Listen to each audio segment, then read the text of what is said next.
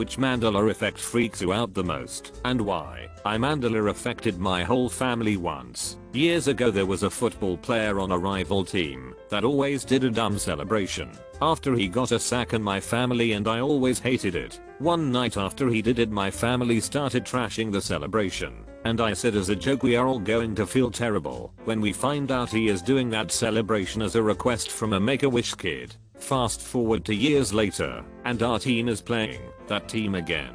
The player got a sack and did the celebration. I rolled my eyes and said, I hate that celebration so much. My mom instantly turned and said, don't say that, he is doing it for a sick kid. I actually like it. So I was like, what? No, there is no sick kid. My whole family then proceeded to argue with me. They all vividly remembered reading articles about it, seeing special report segments before games about it, and other information. Some of them even thought they knew the disease the kid had, and even extra details about why the kid chose that specific celebration. They all had these shared memories that they were sure were true. I was floored by all this and insisted none of that was true. So we looked it up. Not true. No kid like that ever existed. They still have trouble wrapping their heads around this one. Turned out human memory is not near as reliable as we think.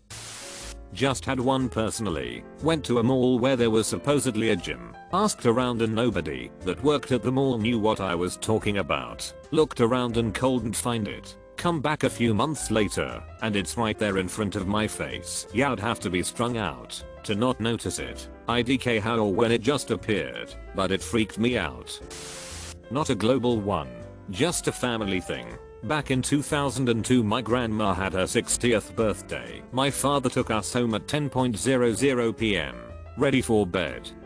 Me and brother, were 12 and 14 at this time. All went well. Over the years, a story was made up, Nelsoned, that we went missing after visiting the local playground after dinner at said grandma's birthday party. Some neighbors helped to search us. The whole train of missing children in a small village thin. Fun fact, we never went missing. Dad brought us home, put on Toy Story on TV and left. My brother and I heard first about this in 2015.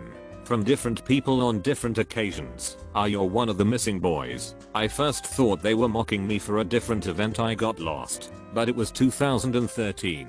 Alcohol inflicted. Different story. But then they all tell us the same story about us going missing. And the stories are damn close to true in every story. My mum is driving around the same neighbors to different locations to search. Old vineyard, old mill, etc. Sometimes I think I got lost on the most brutal way. I was lost and changed this plane of existence with another one. It sometimes made me think about my whole life. I remember when I was 14 over 15 or so, there was a massive piano store at the mall I went to with my friends. At one point we visited the piano store and played around on them, and the sales rep noticed that my friend actually played the piano well and let him play on some $250,000 grand piano. We went back 2 weeks later and it was gone. No store front, no map waypoint, nothing. There is a very famous, perhaps the most famous overall, Swedish sports quote, supposedly uttered during the 1990 FIFA World Cup, that everyone older than 40 remembers hearing and laughing at. It went something like this. During the quarterfinals between England and Cameroon, after England equalized the game with 8 minutes left on the clock, it's looking dark/gloomy on the Cameroon substitute bench. Let me repeat. Everyone remembers hearing this quote and laughing at it because it's a pun referring both to the outlook of the game and the dark skin of the Cameroon players. Only that the quote has never been uttered. It's 100% fiction. Even though the commentator believes today that he said it, no proof exists. The words were never uttered in the actual game, proven by recordings, and as it stands everyone just came to believe it out of thin air and word of mouth. The Mandela effect. There's a similar thing in the US with the line, ladies and gentlemen, the Bronx is burning. See, back in the 1970s the Bronx borough and New York City had a glut of abandoned buildings with nobody taking responsibility for demolition. It also had a rash of arson from owners who realized the insurance money was worth more than the land. The result was up to 3 building fires per night, much to the chagrin of the fire department. During a Yankees game, baseball, in 1977, viewers could see one such fire on live TV, burning just outside the stadium. The announcers commented on it in various ways. People swore, in the years afterwards, that one of them said, "Ladies and gentlemen, the Bronx is burning." It got quoted everywhere, especially the newspapers. There was even a non-fiction book with that title. But when recordings of that game became available for home video, years later, it was discovered that the announcer never said it, or even anything like it. The phrase "the Bronx is burning" was from a TV documentary about firefighters from 5 years earlier, and everyone watching the game spontaneously misremembered. Just reminded of this one today, when I got a job in a different city. Very first day on the job. Very first day in new city. I had no idea what to do for lunch, except that I knew I wanted to go out and see what new city had to offer. Driving along, I saw a big boy statue, a cartoony boy holding a big burger over his head. Simpsons Halloween special did a parody on it, except he was holding a donut. Anyway, I see this big boy statue and knew this was the place I was looking for. This is where I was eating. A tiny burger shack that looked like it literally hadn't had any work done since the 70s, called Sonny's, and it was amazing. I ate at this place a few times in my first few months living here. I always knew exactly where it was because you could see this 10 meters tall statue from various directions. Eventually the office moved to a different part of town and I stopped going. I found out a few months ago that it was being sold. What's going to happen to the Burger Boy statue? I asked someone. What statue? They replied. Turns out there's no statue there. A few people say they remember it. Maybe it was across the street or in front of a different store. They muse, trying to remember specific details. Most people say they've lived in the area for quite a while and are certain there never was a statue. I've used Google Street View, looking at historic images from years ago, and as far as I can tell it never existed. So why is my memory of this giant boy holding a burger over his head leading me towards deliciousness so strong?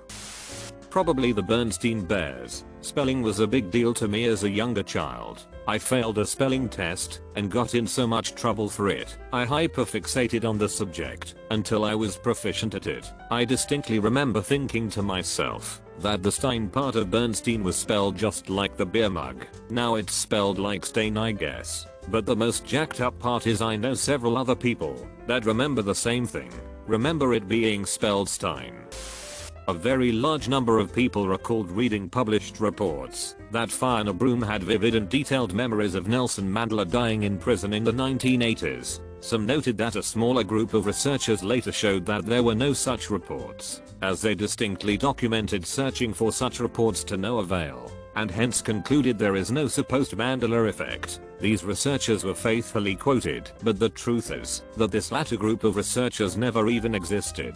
The Broom memories did indeed show that a Mandela effect exists. I'm commenting at 1.5k comments so no one will see this. But honestly the most disturbing Mandela effects are the ones personal only to me, or my core family, like when we all remember the same event, but with major differences, or one family member remembers it completely different, but the rest of us remember it the same. Two specific instances are of my dad, brother, and I all remembering each of us getting a long massive cut on the bottom of our foot, but we all only remember ourselves getting it and no one else. X. Dad says he's the one who got it. I'm convinced I'm the one who got it. Brother says he's the one who got it, but none of us remember the other getting it. Mom was the tiebreaker, but she's convinced we all got cuts at the same time and it sticks out to her because it was on the same foot for each of us too and all in a similar way. Though our memories for HWO we got our cuts are different from hers, so that's also weird. The second instance is about a gas station around the corner of our house. I remember just 3 months earlier my dad filling up the car with gas from there. Then one day he stopped to get a snack and I noticed all the gas tanks were gone. I mentioned it to him, and he looked at me like I was crazy because apparently that gas station was just a store now and hadn't even had tanks since I was a toddler. My mom and brother were also very adamant that there were never gas tanks there, as in gone, when I was a toddler too, so there's no way dad filled up the tank just 3 months ago. I thought it was a huge family prank, but I even asked a few of my friends in the area and they all said the same thing. What trips me out the most about Mandela effects is that when I hear of one I will ask my wife totally unprompted about it and see what she says. and every time she says a one, that doesn't seem to exist. 2 recent examples. I saw the one about the Fruit of the Loom logo not having the cornucopia in it. So I asked my wife what the logo looks like with no other info, and she described the fruit with the cornucopia behind it. The other one is in Scary Movie. The character is doing a spoof of Sixth Sense and he says I see dead people, but we all remember him saying I see white people. So I asked my wife if she remembered that scene and what he said, and without skipping a beat she said white people. Not a huge one, but it's solely a family thing. At the age of 7, we went to my grandparents' house to celebrate his 70th birthday, and it was fun. I remember hanging out in his room, and he was in a wheelchair. He had his hair combed, and he looked pretty nice. He was wearing a button-down shirt. He asked me, "How old do you think I'm turning?" And I answered 50, and he laughed. We celebrated his birthday, and it was nice. I remember the 70th birthday candles. Fast forward a few years, I'm 12, and he goes peacefully with my family around him. We go to his funeral, and we pay our respects. We all cried for my grandpa who died at the age of 69, 5 years and a few months after his 70th birthday. The nightmare before Christmas. Zero's nose was a red light similar to Rudolph, and not a pumpkin. I will die on this hill. The reason it ticks me off so much is because this isn't something I vaguely remember. I know every word to every song. I can recite this movie off the top of my head verbatim. And Zero was my favorite as a kid. I actually remember the exact moment I saw the change and thought WTF is that. I have seen pictures online of merchant people's tattoos where Zero is depicted exactly as I remember him, so I know it's not just me.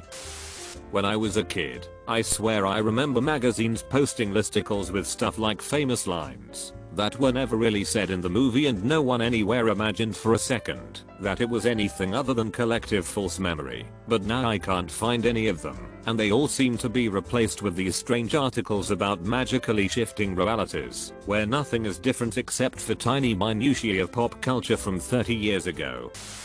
Here is a personal case that ended up being true, but not in an alternate timeline way. There is a chain of sushi restaurants called Kura Sushi. When one opened by me, it was called Killer Sushi, and I always thought it was weird given the others were called Kira, until one day after a year or more of it being killer, I go there, and it is now Kira. I knew absolutely it was killer before. Texted my friend asking the name of that sushi place and he says, "You mean Kura Sushi?" I'm slightly freaking out until he texts again. It used to be killer, but now it is Kira. Pretty sure the US based person heard a Japanese person say Kira and just thought, oh, they must be saying killer, until the Japanese corporate side took notice that the name was wrong.